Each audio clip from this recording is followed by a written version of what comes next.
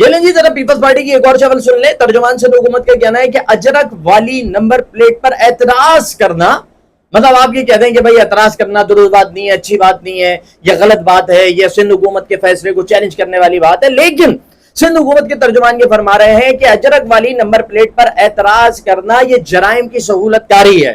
مطلب آپ اپنی جیب پہ پڑنے والے ڈاکے کے اوپر، آپ اپنے اوپر جبری طور پر مسلط کی جانے والی ثقافت کے اوپر اگر آپ اٹھ کر کے بات کہتے ہیں کہ یار یہ تم غلط کر رہے ہو، میں نہیں مانوں گا اس کو، یہ تمہاری طرف سے ظلم ہے، یہ زیادتی ہے، آپ غلط کو غلط کہتے ہیں، تو پیپلز پارٹی آپ کو یہ کہے گی کہ آپ تو جرائم کی جو ہے وہ سہولت کار بنے ہوئے ہیں.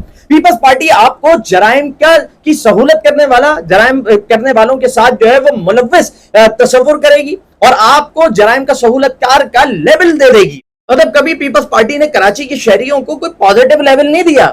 کبھی اس شہر سے لے کر جب ٹیکس آپ پورے کے پورے صوبے کو چلاتے ہیں تو اس پہ کبھی اس شہر کے لوگوں کا شکریہ ادا نہیں کیا. جب پورے پاکستان کو یہ شہر آگے بڑھاتا ہے، چلاتا ہے، اس کو اپنے ہاتھوں کے اندر تھامتا ہے، پورے پاکستان کے لوگوں کو ویلکم کرتا ہے، پورے پاکستان کے لوگوں کو علاج معالجے کے لیے ویلکم کرتا ہے، پورا سندھ اٹھا کر ایک طرف کر دو یار اور ایک کراچی کو ایک طرف کر دو یار. اس سب کے بعد، کراچی کی اتنی محبتوں کے بعد، اتنی اپنائیت اور اتنے اخلاص کے بعد کبھی پیپلز پارٹی نے نہ اس شہر کا شکریہ ادا کیا، نہ اس شہر کے لوگوں کو کوئی اچھا لیبل دیا، نہ کبھی اس شہر کے لوگوں کی تعریف کی. بلکہ اگر ہم نے ایک جائز معاملے کے اوپر کہ جس پہ ہمارا احتجاج بنتا ہے کہ ہمارے ساتھ غلط ہو رہا ہے یار، ہمیں لوٹ رہے ہو یار، پورے صوبے کے اوپر تم سے امپلیمنٹ نہیں ہے، پورے صوبے کے اندر جو ہے وہ ہم دیکھتے ہیں کہ گاڑیوں کے اوپر نمبر پلیٹیں تک موجود نہیں ہوتی اور تم ہماری جیبوں پہ ڈاکہ ڈال کے ہمیں سیوک سینٹر کے باہر ذلیل و خوار کر رہے ہو، تو ہم اس کے خلاف بولنے کا حق رکھتے ہیں. تو اس پہ بھی پیپلز پارٹی یہ کہہ رہی ہے کہ تم تو جرائم کی سہولت کاری کے مرتکب ہو رہے ہو، تم یہ کر کے جرائم کو مضبوط کر رہے ہو. میں پیپلز پارٹی کی حکومت سے پوچھنا چاہتا ہوں کہ مجھے بتائیے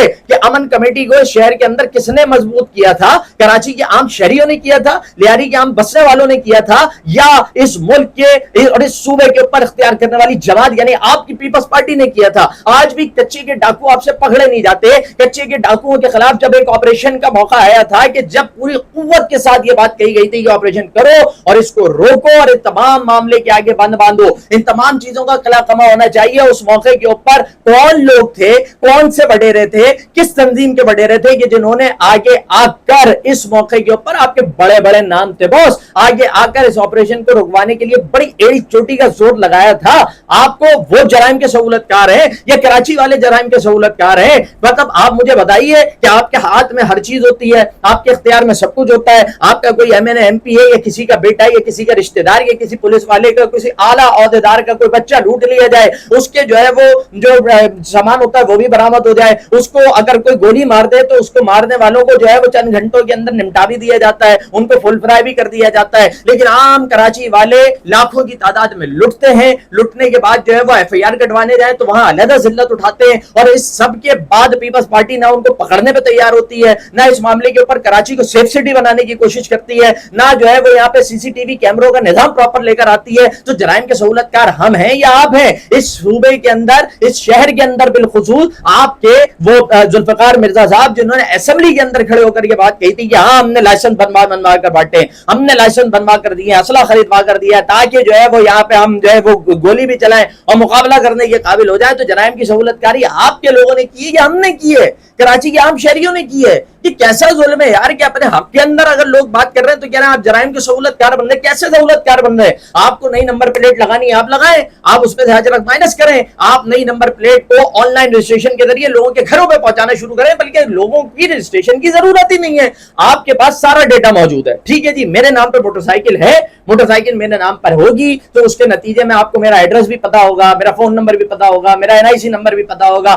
آپ نئی نمبر پلیٹ بنوائیں، ٹی سی ایس کے ذریعے میرے گھر پہ پہنچوائیں. ٹی سی ایس والا 300 روپے لیتا ہے، ٹی سی ایس ہو، لیپرڈ ہو، ڈی ایل ایف ہو، جو بھی ہو. ٹھیک ہو گیا جی، وہ 300 روپے اگر اپنے چارجز لیتا ہے، آپ اس میں ہم سے 600 روپے کلیکٹ کر لیں، آپ اس میں ہم سے 700 یا 800 روپے لے لیں. ٹھیک ہے، 300 ان کے ہوگا، بقیہ 500 آپ لوگوں کے ہوگا نمبر پلیٹ بنانے اور دیگر تمام چیزوں کے.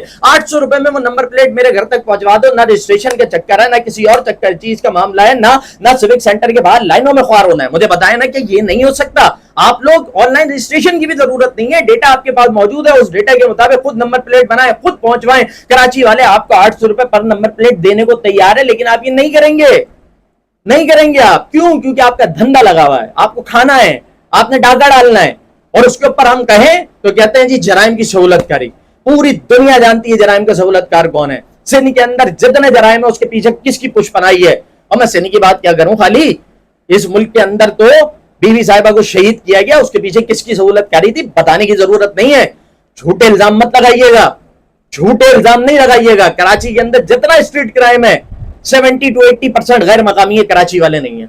70 to 80% गैर मकामी है, कराची वाले नहीं है।